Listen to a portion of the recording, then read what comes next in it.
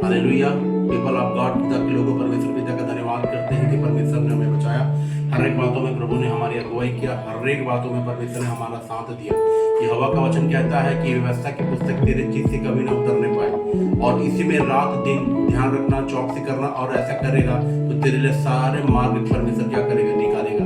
आज के दिन में मैं आपसे कहना चाहता हूं कि परमेश्वर आपको बरकत देने जा रहा है। आज के दिन में आपको मैं कहना चाहता हूं, जिस दिन आप किताब खोलोगे, बाइबल खोलोगे, जिस दिन आप वचनों को आप अध्ययन करोगे, उस दिन से परमेश्वर आपके सारे जरूरतों को पूरा करेगा। क्योंकि अगर हम जब बाइबल पढ़ना चालू करते हैं, जब हम प्रार्थनाएं करना चालू करते हैं, तो जो व्यवस्था की पुस्तक है उसमें बहुत सारी बातें और अध्ययन मिलता है। हमें जब हम पढ़ते हैं तो उस अध्ययन किताब में जो हमें भीड़ भरी जो बातें मिलता है कि हमें परमेश्वर के अधीन में कैसे चलना है, और कैसे हमें परमेश्वर के सम्मुख और निकट में रह के काम करना है, और कैसे हमें पवित्र आत्मा से और कैसे हमें परमेश्वर के अधीन पे रह के हमें चलना है। हर एक बातों में हमारी परमेश्वर अगुवाई करता है। मेरे प्रियो, परमेश्वर का धन्यवाद करते हैं कि प्रभु ने अपने इस वचन के जरिए हमसे बोल और बातचीत करता है। परमेश्वर हमारी समस्याओं को सुनता है, लेकिन तभी कह रहा है यीशु की किताब में 1 अध्याय और 8 पद में कह रहा है कि व्यवस्था की ये पुस्तक, व्यवस्था मतलब अध्ययन, जो ग्रंथ है, बाइबल का जो ग्रंथ है, जो परमेश्वर ने हमें जो व्यवस्था दिया हुआ है, वो कह रहा है कि व्यवस्था की ये पुस्तक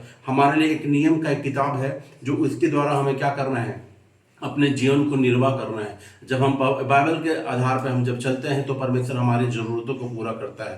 कहता है कि व्यवस्था की पुस्तक तेरे चित्त से ना उतरने पाए, चित्त मतलब दिमाग से ना उतरने पाए, उसी में रात दिन चौकसी करना है। अगर एक स्टडी करने वाला जो पढ़ता है वो अपने सब्जेक्ट पढ़ता है, रात दिन इसलिए पढ़ता है कि मैं वकालत की पढ़ाई करूँ, चाहे डॉक्टर की पढ़ाई करूँ, चाहे नाना प्रकार के जो अपने सोच में, अपने मध्य में एक विचार में जो रखता है कि मुझे ये बनना है, और ये चीज को लेके वो पढ़ाई करता है। उसी रीति से हमें हमारे जीवन में ये काम करना है कि परमेश्वर हमारा पहला स्थान है, और प्रभु के द्वारा ही हम अपने सत्य और मार्ग के जीवन को हम जानते हैं, और परमेश्वर के द्वारा हम स्वर्ग के दरवाजों को हम पहुंच सकते हैं। मेरे प्रियो, परमेश्वर आपसे बहुत प्रेम करता है। प्रभु आपसे बहुत ही ज्यादा आपसे प्रार्थना चाहता है। परमेश्वर आपकी अगुवाई को चाहता है। परमेश्वर आपके संग और साथ को चाहता है। परमेश्वर आपके संगति को चाहता है। परमेश्वर चाहता है कि मेरे लोगों, मेरे बच्चे, मेरे परिवार, मेरी फैमिली और सारे चीज़ें मेरे साथ ही आए। ये हम जो हमारा एक परिवार है, जो ये हमारी जो हम लोग रहते हैं, जो सदस्य रहते हैं, ये